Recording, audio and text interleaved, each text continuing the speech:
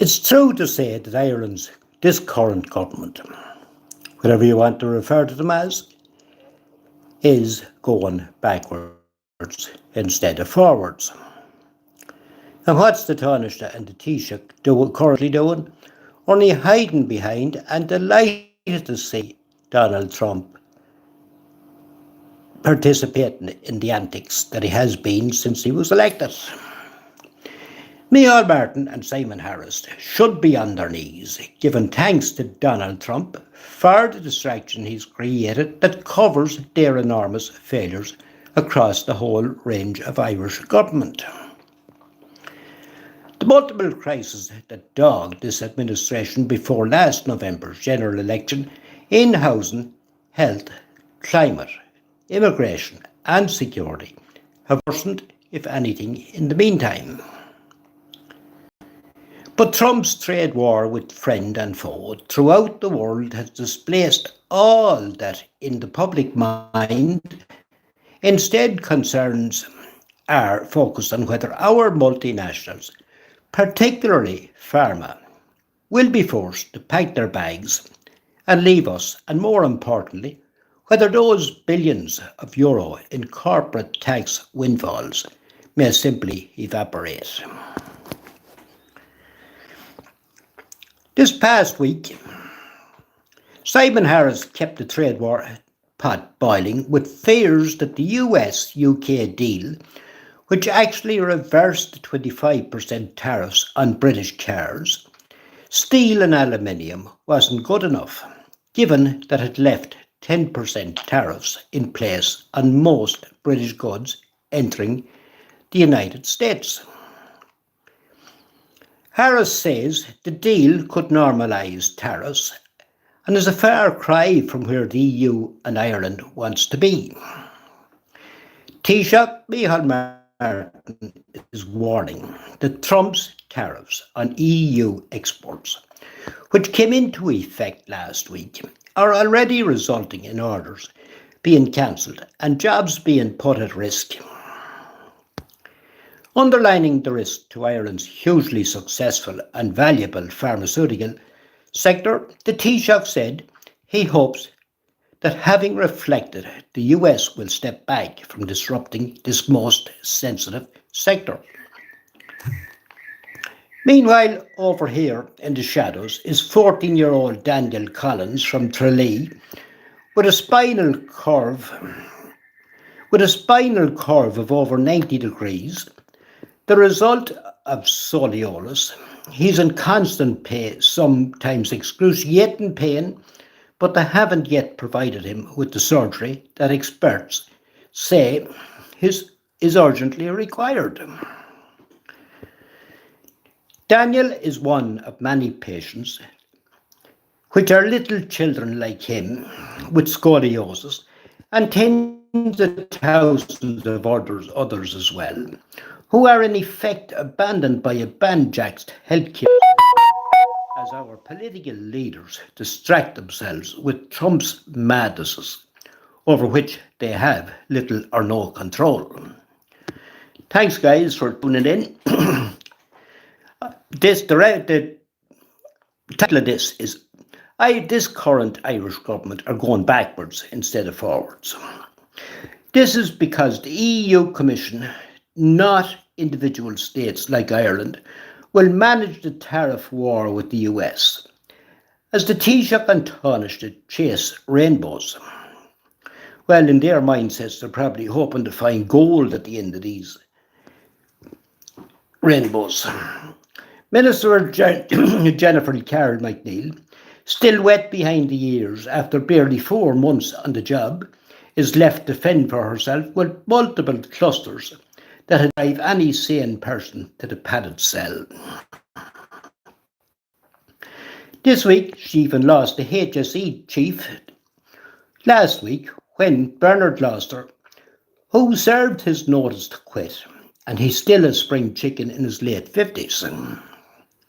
But of course, folks, it's easy flee the nest after all the damage that has been done to Ireland in recent years.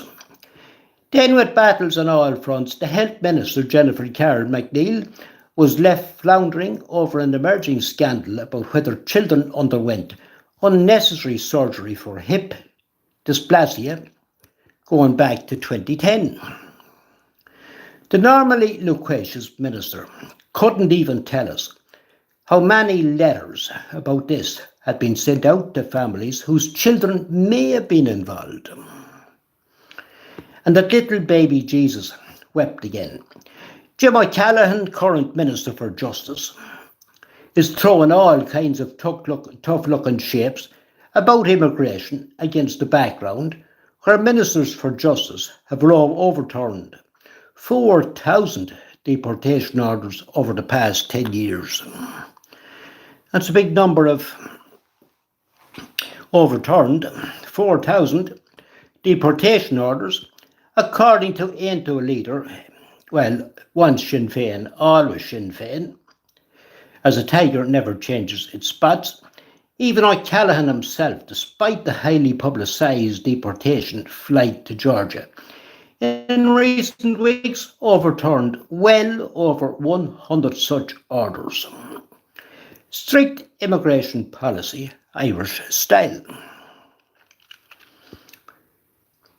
It has also been led revelations that a gun holster taken from the body of Garda Colm Harkin after he was murdered by Stephen Silver in Castlereagh almost 5 years ago was never forensically examined by Gardaí. The holster scandal, described in the Dáil by Labour's Alan Kelly as defective, has never been addressed properly by either the Gardaí or the government, and this in the week that another Garda lost his life in the line of duty, which happened last Sunday week. And then there's housing. But this problem's been going on since the 1930s. And then there's housing, an ever-deepening crisis where prices are stratospheric and output is likely to fall catastrophically to as little as 25,000 units this year, down from a miserable 30,000 under Dara O'Brien's watch over the past few years. New Housing Minister James Browne isn't exactly exuding confidence, and for very good reason. His government's housing policy and performance is a shambles, and instead of producing 25,000 to 30,000 homes annually, they would need at least double that every year for a decade to satisfy demand. This current Irish government has had the worst possible starts, still hogbound by blowback from the Lowry deal and a sense that they haven't got their act together. Had they ever their act together, guys? Their only good fortune has been Donald Trump's cartoon antiques that deflects public attention away from crisis on all sides here at home. Hence the reason Micheál Martin and Simon Harris should be on their knees giving thanks to Donald Trump for the distraction he's created that covers their enormous failures across the whole range of this current Irish government. The multiple crises that dogged this administration before last November's general election in housing, health, climate, immigration and security have worsened, if anything, in the meantime. So folks, the way to look at this current formation of Irish government, bearing in mind that Ireland's government formation has always been controversial since 1919, remains going backwards instead of progressing forwards. Okay, guys. Thank you for tuning in.